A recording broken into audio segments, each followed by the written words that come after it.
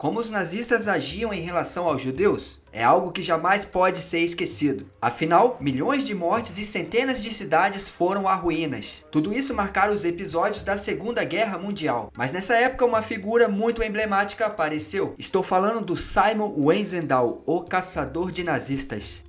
Fala galerinha boa, cheguei no estilo Taco Bell e pra quem não me conhece, eu me chamo Thiago Bertolino. Seja bem-vindo ao meu canal, sou eu, Bertolino. Espero que você esteja pronto para embarcar nessa incrível história de um arquiteto que mudou a sua vida radicalmente na Segunda Guerra Mundial. E se você se interessa por vídeos relacionados à Segunda Guerra Mundial, já vai deixando seu like para mostrar todo aquele seu apoio. E caso você não seja um inscrito, se inscreva no canal também. Estamos entendidos? Simon Wiesenthal nasceu em 31 de dezembro de 1908, em Buczak, onde fica Lwów, uma região localizada na Ucrânia. Simon estudou arquitetura na Universidade de Praga. Já em relação à sua graduação foi em 1932. Em 1936 ele se casou com Sila Müller. Ele foi um arquiteto de 39 anos que viu a sua vida mudar de uma hora para outra por completo. Tudo isso por um grande acontecimento, que foi a grande perseguição nazista com o povo judeu. O arquiteto Simon Wiesenthal viu praticamente toda a sua família ser dizimada pelos nazistas durante a invasão alemã na Polônia em 1939. E Simon só conseguiu escapar da morte, ou melhor, do campo de concentração que posteriormente iria te levar à morte, no campo de concentração de Janowska. Pois bem, ele escapou graças a um único fator, o fato do Simon ter estudo. Ele era um cara estudado, ele já tinha terminado a sua graduação. O triste é que ele pôde ver como eram os campos de concentração dos judeus. E essa triste história fez que o horror do nazismo dizimasse toda a sua família. E esse trágico acontecimento fez de fato ele entender como eram os campos de concentração dos judeus. Uma parte da história que mostra como era a perseguição da história aos judeus na guerra. Mas enfim, os nazistas perceberam que ele tinha estudo e que ele tinha um grande potencial para executar algumas tarefas. Eles locaram o Simon para trabalhar na manutenção da ferrovia. E esse trabalho foi fundamental para ele entrar em contato com a resistência polonesa. E essa simples locação para ele trabalhar na manutenção de ferrovias fez dele uma figura muito importante na Segunda Guerra Mundial. Essa função do Simon na ferrovia facilitava muito a vida dele. Facilitava na hora de enviar informações para a resistência polonesa. Em maio de 1945, após sobreviver a 4 campos de concentração, Simon e o resto das pessoas sequestradas em Mauthausen, em Gusen, foram libertados pela tropa dos Estados Unidos. A tropa americana invadiu aquele local ali, e libertou todos que possivelmente poderiam vir a morrer. E o seu propósito de vida passou a identificar e perseguir os criminosos nazistas, que foram responsáveis por aqueles crimes de guerras absurdos. A sua forma de agir passou a ser da seguinte maneira: durante sua passagem pelos campos de concentração, Simon usou pedaços de lápis para registrar o nome de cada oficial nazista. E com essas informações em mão, nascia ali uma grande aliança entre ele e a inteligência americana, e com um objetivo já pré-estabelecido, que era identificar os criminosos nazistas e colher o máximo de informação possível para os americanos. E uma das suas missões bastante conhecida foi de vigiar a família do Adolf Eichmann, pois naquela época o extermínio de judeus pelos nazistas acontecia na sua grande maioria com o transporte dos trens nazistas. Os trens nazistas basicamente faziam todos os transportes com os prisioneiros ali judeus. E o Simon entendia muito bem ali como é que funcionava todas aquelas coisas ali. E quem fazia toda essa logística dos transportes dos prisioneiros judeus era ninguém mais e ninguém menos que Adolf Eichmann. E o Simon entendeu muito bem ali como é que funcionavam as coisas e passou a vigiar ele. No fim, essa missão foi considerada bem sucedida graças ao Simon,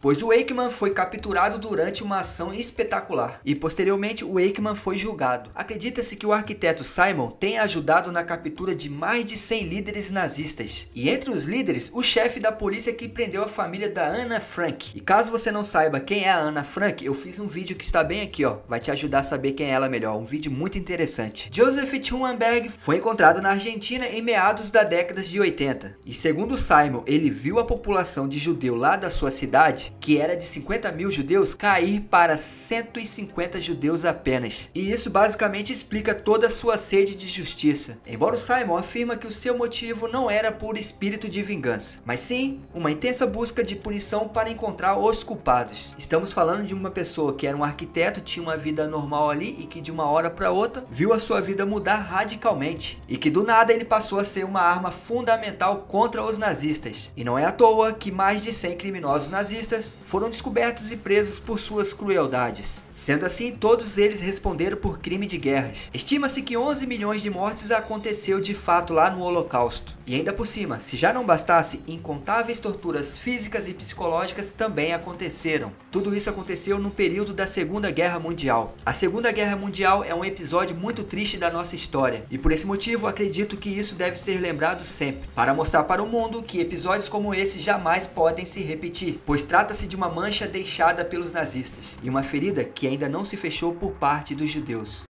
Uma mente do mal. Franz Stangl foi um militar e ex-policial austríaco, oficial da Schutzstaffel. E esse personagem da Segunda Guerra é considerado como um dos maiores monstros da Segunda Guerra Mundial. Aí você deve estar se perguntando, mas por que ele recebeu esse título? Ele recebeu esse título por arquitetar a morte de quase 1 milhão de judeus. E entenda melhor o plano mirabolante desse cara. Ele construiu uma falsa estação de trem, e esse lugar tinha uma capacidade de locar 2.000 pessoas. E como eu tinha dito antes, esse lugar era uma falsa estação de trem, e você vai entender o porquê. Pois uma vez que os judeus que estavam lá no trem acabavam entrando nessa estação, lamentavelmente essa estação levava os judeus para a morte, pois essa estação era uma verdadeira câmara de gás. O ex-policial Franz construiu uma verdadeira máquina de matar, e para disfarçar melhor esse cenário de terror, ele mandou plantar milhares de flores no intuito de deixar aquele lugar mais light, pois ele queria deixar aquele lugar com cara de tudo, menos deixar aquele lugar parecido como uma câmara secreta de gás. E na verdade mesmo ele deixou aquele lugar com um ar de calmaria. Tudo tranquilo para não deixar nenhum tipo de suspeita.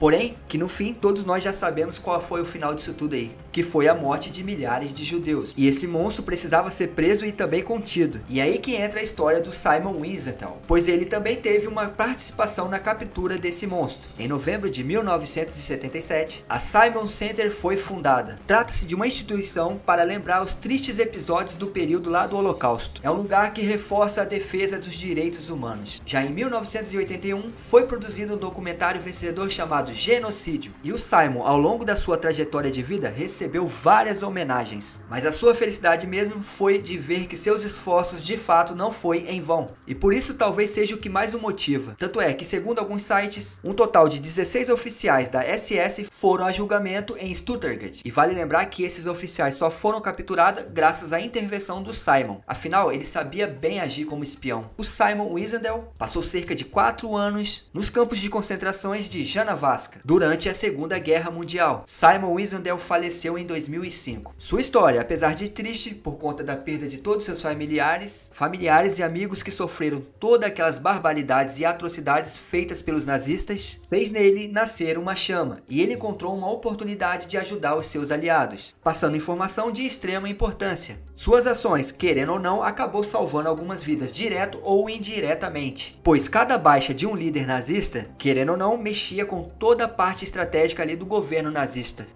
Vou ficando por aqui, mas eu gostaria muito de saber de você. Você aí, você lembra de algum tema importante relacionado à Segunda Guerra Mundial? E se você fosse um soldado ali do eixo dos aliados e acabasse se esbarrando com um soldado nazistas, e aí, qual seria a sua reação? Deixa aqui nos comentários também. A verdade mesmo é que eu nunca fui um caçador de nazistas, porém eu sou um perito de caçar likes. Então vai deixando seu like aí para mostrar todo o seu apoio. E caso você não seja um inscrito, se inscreva no canal aí para dar aquela força pra gente. Eu conto com o seu apoio. Recados dados, portanto, a única coisa que eu te peço é seja feliz. Fui!